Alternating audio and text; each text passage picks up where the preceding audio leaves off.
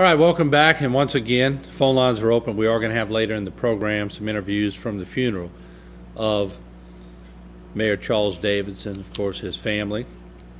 With their blessing, we were able to get a few interviews at the funeral today of the mayor, who also was a business person, Davidson Hardware, still around to this day, and he was just a great guy who envisioned Terrebonne Parish in a lot of different ways, which are taking place today, a lot because of his insight way back when. So, with that said, a captain demoted at the sheriff's office over a missing ATV. You could talk about that. That's been in the news.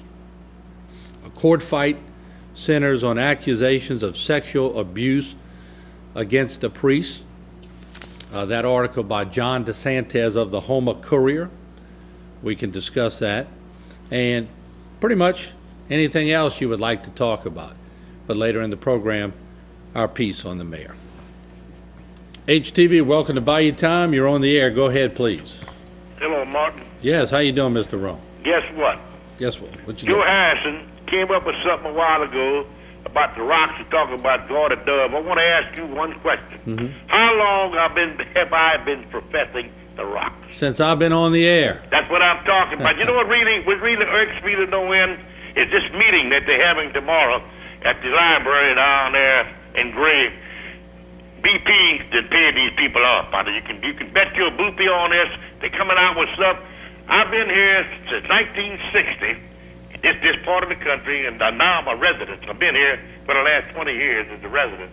I have never, ever, with buddies of mine, caught one turtle in any of the nets that we use. I mean, I'm 71 years old, but I mean, give me a break. Yeah. These rocks, we are now exactly 25 years behind time, and we needed to have done years and years ago.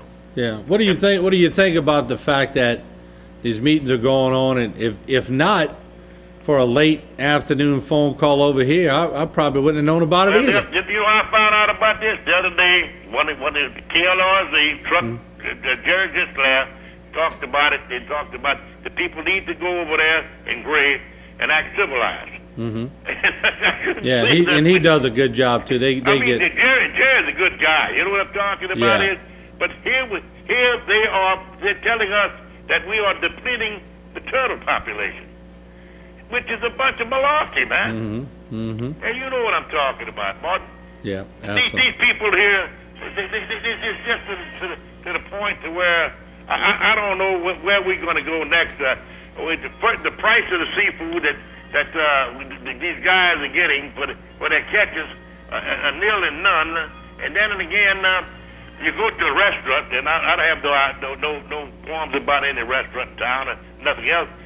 But what you pay for what you're getting for what these guys that's catching this stuff, it doesn't even the teeter board doesn't even maintain itself. You understand what I'm talking about? Yeah. Oh no, I hear you loud and clear.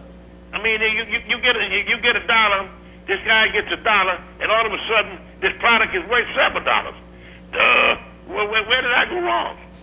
Depends on how bad you want to eat the shrimp, huh? Well, I mean, it's how bad you want to eat the shrimp. The thing about it all is the people that are working their tail ends off and giving a good product. I'm talking about an excellent product. Yeah. You can't beat it, and you know what I'm talking about, Martin. Yeah, and I think that's... Louisiana Gulf shrimp, inside the marshes, are the best damn shrimp there are in the United States of America. There's no doubt. No doubt. And but this rock deal, I just pray tell that I will see in my lifetime, which is, well, you know, it's going to see the sun's getting over in the west on me now. But then again, I want to see something done to save our coast, man. All right, Mr. Roan, we appreciate you. Have a good night, boy. You too, sir. Thank you. HTV, welcome to the program. Your comment and your topic tonight, please. Yes, how you doing, Mr. Martin? Hey, how you doing? Long time I hadn't talked to you. Yeah, I've been up in Tennessee where they spent $2 billion on the educational system from the lotto in Tennessee. And here we are in Louisiana. The lotto money is disappeared. Nobody knows where it's at. Mr. Roan said we're 25 years behind. We're 25 years behind in education. we're 25 years behind in knowing our politicians that talk about divisive issues, but not jobs. Foreign workers are being shipped in here, flown in here from Philippines and from Malaysia. Welders out there in the Gulf, and American companies are hiring them because they're cheap labor, and putting American workers out of business. Nobody wants to talk about jobs and health care for the people. They can't afford it. They call it Obamacare. Obamacare, the best thing I know is going on. I really trust Obamacare than I would State Farm or Allstate. And let me challenge you on. We got one of my friends running, Morgan, for president. Let me challenge you on something. How can you say nobody's talking about jobs when I turn on the national news? Well, besides Casey Anthony, all I hear about is jobs. That's going to be the big argument this year going into the election process. I think will be jobs. The Republicans are talking about corporations. They're not talking about the workers. And nobody's talking about jobs here in Louisiana, in this red state. And we got our favorite son running now, David Duke. That's a Louisiana's finest. So we got to get behind him, because he seemed to speak and talk and walk the sentiment of Louisiana, the red state. I thought you would have come back, if you went and make a trip, I thought you would have come back relaxed. Well, I've come back, I was so upset when I saw that the kids of Tennessee got $2 billion in 7 years from the lotto, and nobody down here know Mr. States Rice or Joe Harris, whatever his name is. I respect him and everything, but he ought to be able to track that money down, and because they campaign on that. In fairness to him, we spent a whole show, and he did track it down, and he called them out. Now, you might have missed that show, but he said where all that money was going to. He had a PowerPoint presentation.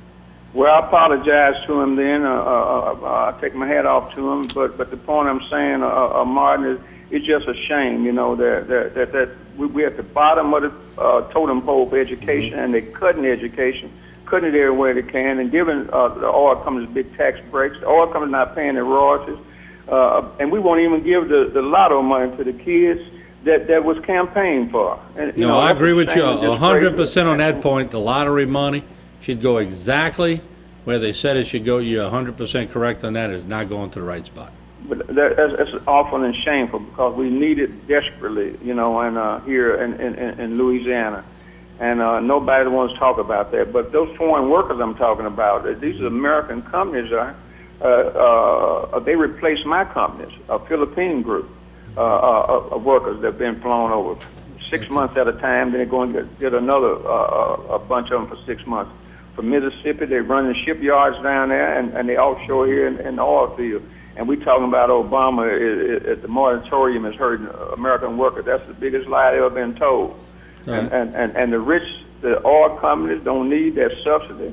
They and they wanted to balance the budget on the back of poor people here in Louisiana and all around this country, and cut their Medicare and Medicaid off. They don't have much health care now. So I just think it's a disgrace a way people are being divided and talk about foolish things instead of talking about jobs, health care, and things that put bread and butter on the table, and quit talking this foolish talking, all this Americanism and waving. Well, I appreciate your call. I appreciate your conversation. Welcome back. I was beginning to wonder where you are, and I'll talk to you on another night for sure. I love you, Martin. I'm right right here with you now. Be good. Right close to you. Take care. Bye-bye. HTV, welcome to the program. Go ahead, please. Hey, Martin. Yes. Yes, I want to comment on the turtle excluded devices. All right, go ahead. So the salmon and the turtles, they're imprinted at birth to return to wherever they were born at. I mean, their migration, the salmon leave, spend 3 or 4 years in the open ocean, come back to the exact stream they were born in. Right. The turtles come back to the exact beaches that they were born in, and they're imprinted. Well, you have these groups that are hatching these turtles, and they're bringing them over here, and these turtles are disoriented, and they haven't, they're not imprinted because they were born in hatcheries. I mean, they're not imprinted on a particular beach or a particular stream. You know, the natural hatching areas are in Mexico, South Texas, and in Florida. Right. So when these turtles are migrating from, say, Florida to Texas or somewhere, and they're going through Louisiana, they're in transit. They're moving. They're not sitting here living and feeding, and that's why there are no wild turtles caught to amount to anything. I heard Mr. Rome talking. I myself did a lot of shrimping and all that. I saw one come on board. It was alive. We chunked it over. We didn't have any heads. And there were hundreds, many more boats then than there are now. Right. And most of the boats are pulling the turtle excluder device.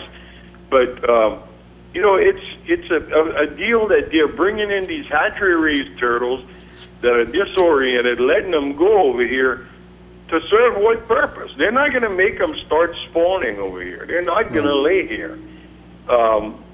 Second of all, something Mr. Rome touched on, and this is my theory, but BP does contribute to a lot of these environmental groups. And these groups are calling for the closure, like I said, 2-year closure of all shrimping in the Gulf and inland waters to do a study as to whether the shrimpers are killing these turtles. Well, if that happens, then BP is not going to be responsible for compensating you for losses in the next year. They'll say, well, we don't have to compensate you for your losses for the next 2 years because you can't shrimp because of the turtles. So that relieves them of that obligation. Right, right. And, I think somebody should look into this consortium of marine groups and see if BP is contributing any money to them. Yeah, that's a good point, good question, and well taken. I think you made a lot of sense on the migration part, so definitely another angle to look at. Okay, All talk right, to you later, Mark. Appreciate it. All right, we're going to take a break. When we come back, more talk right here on Bayou Time, including later on in the program, we'll hear from some of the colleagues of Mayor Charles Davidson, who was buried today at St. Francis. We'll be right back.